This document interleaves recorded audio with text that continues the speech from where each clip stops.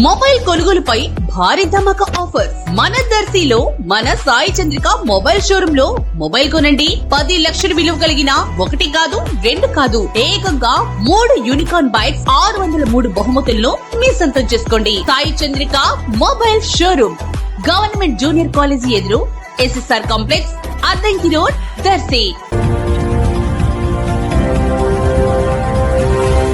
మన దర్శి వార్తలు ప్రేక్షకులకు నమస్కారం.